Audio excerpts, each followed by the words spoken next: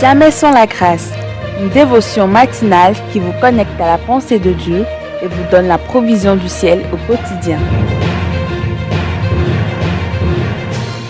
Bonjour chers amis, chers internautes, nouvelle journée, nouvelle provision, bienvenue dans cette nouvelle dévotion. Que Dieu vous bénisse et grande est ma joie, toujours vous savoir nombreux à l'écoute. Et dans cette émission, merci aussi pour vos nombreux encouragements, vos commentaires, que ce soit sur notre chaîne YouTube, que ce soit sur notre plateforme WhatsApp, Croissance, ou notre plateforme Telegram.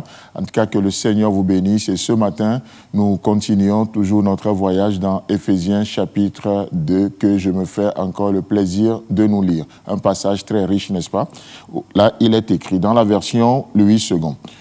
C'est par la grâce que vous êtes sauvés par le moyen de la foi, et cela ne vient pas de vous, c'est le don de Dieu. Amen. Dans la version parole vivante, il est dit, oui, sa grâce seule est la source de votre salut, et cette grâce, vous l'avez saisie par la foi. Rien ne vient de vous, tout est cadeau de Dieu. Amen. Donc, nous sommes en train de voir les expressions de la grâce de Dieu dans la parole de Dieu. Et la semaine dernière, nous avions relevé ce point en parlant ce qui est le plus important dans la vie, c'est que nous soyons connus de Dieu et aussi nous soyons connus, mais comme étant des disciples. Amen. Et Dieu fait tout cela pourquoi ? Afin de montrer l'infinie richesse de sa grâce. N'oublions pas le verset 7. Afin de montrer dans les siècles à venir l'infinie richesse de sa grâce par sa bonté envers nous. Chers amis, chers internautes, vous savez, lorsque nous lisons ce verset, le but de Dieu dans d'autres versions, c'est encore plus extraordinaire. Et là, je vous ai lu ça dans la version Louis II, mais vous savez, dans la version Darby, certains auditeurs m'ont demandé si je peux trouver ces versions. Dans la version Darby, il est écrit « afin de montrer les immenses richesses de sa grâce ». La grâce de Dieu est immense dans sa richesse. Amen. Ce n'est pas pauvre. Non, la grâce de Dieu est immensement riche. Dans la version Nouvelle Bible Semeur, il est parlé de la richesse surabondante de sa grâce. Frères et sœurs en Christ, chers amis, chers internautes. Et ça, c'est ce que Dieu veut montrer encore dans ta vie aujourd'hui. Sa grâce qui surabonde, sa grâce qui va au-delà de tes faiblesses, sa grâce qui surabonde tes péchés. Là où le péché abonde, qu'est-ce que la Bible nous dit ?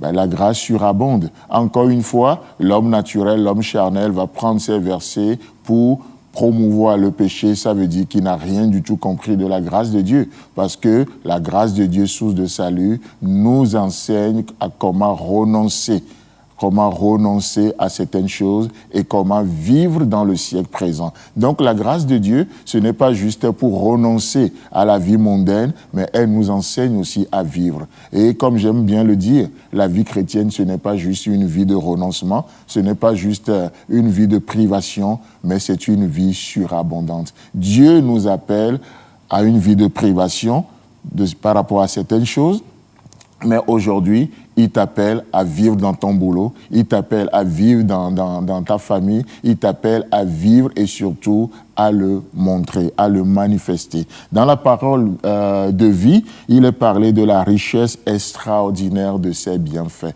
En d'autres termes, la grâce de Dieu, ce sont les bienfaits de Dieu. Et ce matin, Dieu veut te faire du bien. Amen. Ça, c'est la mission de la grâce de Dieu. Il veut te faire du bien. David l'a compris. C'est pour ça qu'il va dire, m'approcher de Dieu, c'est mon bien. Oh, certes, ça lui fait du bien. Mais avant toute chose, avant même de parler des ressentis, David est en train de parler d'un héritage qu'il a en Jésus-Christ. C'est mon bien. Et ça, c'est ce que nous avons en Jésus-Christ. D'ailleurs, le verset qu'on a lu est très clair, n'est-ce pas? C'est pas la grâce que vous êtes sauvés par le moyen de la foi, et cela ne vient pas de vous, c'est le don de Dieu. Dans la version, dans l'autre version, plutôt dans le verset 7 qu'on a lu, il est dit « afin de montrer l'infinie richesse de sa grâce par sa bonté envers nous en Jésus-Christ ». Est-ce que vous êtes au courant que si Dieu agit envers nous aujourd'hui, Dieu n'a qu'une seule méthode ? il agit envers nous, mais en Jésus-Christ. C'est pour ça qu'aujourd'hui, vous êtes bénis de toutes les bénédictions, mais en Jésus-Christ. Vous êtes acceptés tel que vous êtes, mais en Jésus-Christ. Jésus-Christ, c'est la méthode de Dieu envers l'humanité. Oh, si Dieu nous voyait en dehors de Jésus-Christ, qui peut subsister? Heureusement que ce sacrifice est parfait et il est encore d'actualité pour sauver aujourd'hui. Chers amis, chers internautes, que Dieu vous bénisse et si Christ tarde à venir, on se retrouve demain. Si vous avez aimé cette émission, parlez-en à vos amis. Parlez-leur du message de la grâce et de ce qu'il fait dans vos vies. Pour un sujet de prière, une question ou pour devenir partenaire, contactez-nous au 00229 94 75 80 20. Que Dieu vous bénisse et à la prochaine. En attendant, pensez avec Dieu.